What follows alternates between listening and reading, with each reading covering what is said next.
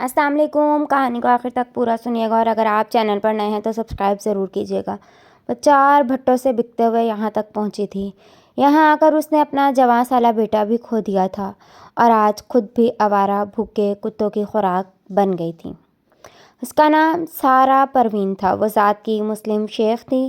اس کا شوہر مقروض تھا اور بھٹے پر مزدوری کرتا تھا۔ شادی کے بعد وہ بھی اپنے شوہر کے ساتھ بھٹے پر مزدوری کرنے لگی۔ جب اس کے 3 بچے ہو گئے تو ایک دن اچانک اس کا شوہر ہارٹ اٹیک سے چل بسا۔ بھٹے کے مالکوں نے قرض کے بدلے اس خاتون کو بھٹے پر روک لیا اور اس سے شوہر کے قرض کی جگہ پر مزدوری کروانے لگے۔ وہ عورت 3 بچوں کی ماں تھی۔ اس کے اپنے اخراجات بھی تھے، اس لیے شوہر کا قرض چکانے کی کوشش میں بھٹے پر مزدوری کر کے وہ مزید مقروض ہوتی گئی۔ اسے وہاں سے گجرات کے بھٹے کا ایک مالک خرید کر لے گیا۔ گجرات سے وہ لاہور کے ایک بھٹے پر پہنچی اور پھر وہاں سے بکتے بکاتے وہ ہمارے قریبی گاؤں کے بھٹے پر آ بسی۔ یہاں تک پہنچتے پہنچتے اس پر موجود قرض تقریباً 4 گنا بڑھ چکا تھا۔ گو کہ اس کا جوان سالہ بیٹا اور بیٹی بھی اس کی مدد کرتی تھیں، مگر اب ان کے لیے عمر بھر یہ قرض ادا کر پانا ممکن نہ تھا۔ ڈھلتی عمر کے ساتھ اس کی ہڈیاں بھی جواب دینے لگی تھیں۔ اب بہت زیادہ محنت مشقت اس کے بس کی بات نہ تھی۔ بس یہ تھا کہ اس کی 2 بیٹیاں اور بیٹا مل کر اتنی مشقت کر دیتے تھے کہ بھٹے کی انتظامیہ مطمئن ہو جاتی تھی۔ یوں ان کی گزر بسر ہو رہی تھی کہ زندگی کا ایک اور امتحان آ پڑا۔ انہوں نے کچی مٹی کو گو کر کافی ساری کچی اینٹیں بنا رکھی تھیں۔ اچانک موسم خراب ہونے لگا اور بارش کے اثرات نظر آنے لگے۔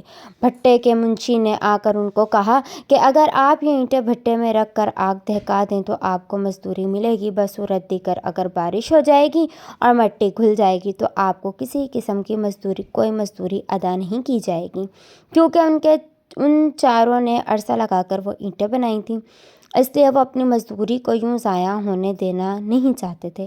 لہٰذا لڑکے نے اپنی والدہ اور بہنوں سے کہا کہ آپ بھٹے کے قریب لا کر رکھو اور میں ترتیب کے ساتھ اینٹیں جوڑتا ہوں اور پھر آگے جلا کر چلے جائیں گے۔ تو یوں وہ سب مل کر بھٹا دہکانے لگے، اور اس جلد بازی اور بے احتیاطی کے کام کے دوران جب بھٹے کی آگ دہکنے لگی اور لڑکا واپس مڑنے لگا تو اس کا پاؤں پھسلا اور وہ اس دہکتی ہوئی آگ میں جا گرا۔ والدہ اور بہنوں کے پہنچتے تک وہ جل کر کوئلہ ہو چکا تھا۔ اس کو اندر سے نکالنے کے لیے آگ کے ٹھنڈا ہونے کا انتظار کیا گیا۔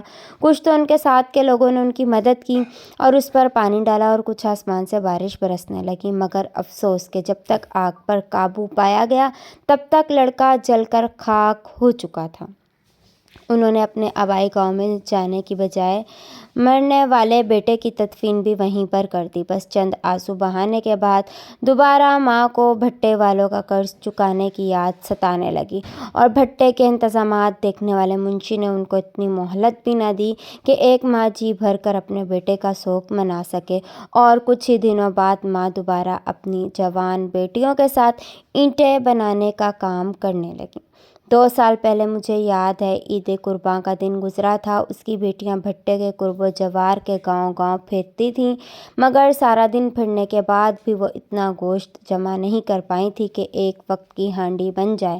گھر جا کر انہوں نے والدہ سے ضد کر دی تھی کہ ہم نے بھی گوشت کھانا ہے۔ دوسرے دن ماں نے خود گوشت جمع کرنے کی خاطر نکلنے کا فیصلہ کیا، مگر کیونکہ یہ دیہاتی علاقہ تھا، یہاں تو پہلے دن قربانی کے تمام فرائض ادا کر لیے جاتے ہیں، اس لیے وہ جب نکلی تو اسے کہیں بھی قربانی ہوتی ہوئی نظر نہ آئی۔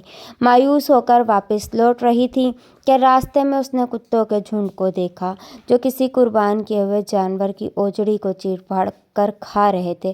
اس نے اپنے بچوں کا پیٹ بھرنے کی خاطر کتوں سے وہیں چھیننے کا فیصلہ کیا تاکہ اسے صاف کر کے دھو کر چھوٹے چھوٹے ٹکڑوں میں کاٹ کر اپنے بچوں کو کھلا سکے، مگر جوں ہی کتوں سے وہ اوجڑی چھڑا لینے کے لیے آگے بڑھی، آوارہ کتوں نے اس پر حملہ کر دیا، اس کو نوچ نوچ کر کھانے لگے۔ اس نے مدد کے لیے چیخو پکار شروع کر دی، مگر وہ گاؤں سے کچھ فاصلے پر تھی۔ وہاں پر کوئی 1-2 مرد کہیں کہیں کھیتوں میں کام کر رہے تھے۔ اس سے پہلے کہ وہ مرد اور عورت کی چیخ و پکار سن کر اس کی مدد کے لیے پہنچتے کتوں نے اس کی گردن کو نوچ ڈالا تھا۔ اس کی چیخ و پکار بند ہو چکی تھی۔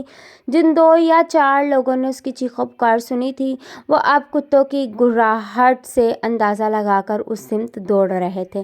جب تک وہ عورت کی مدد کے لیے وہاں پہنچے تب تک کتے اس کی گردن کو چبا کر تقریباً سر دھڑ سے الگ کر چکے تھے۔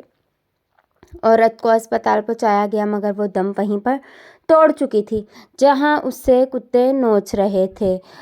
ان ڈاکٹر نے اسے دیکھتے ہی اس کی موت کی تصدیق کر دی اور وجہ بتائی، ساتھ یہ بھی بتایا کہ یہ تقریباً وہیں مر گئی تھی جہاں اسے آپ نے اٹھایا تھا۔ ہمارے ہی گاؤں والوں نے پیسے جمع کر کے خاتون کے کفن دفن کا انتظام کیا۔ پیارے دوستو، ہمیشہ اپنے ارد گرد رہنے والے غریبوں کی مدد کیا کریں اور ان کا خیال رکھا کریں۔ ویڈیو اچھی لگے تو لائک اور شیئر ضرور کریں۔ اللہ حافظ۔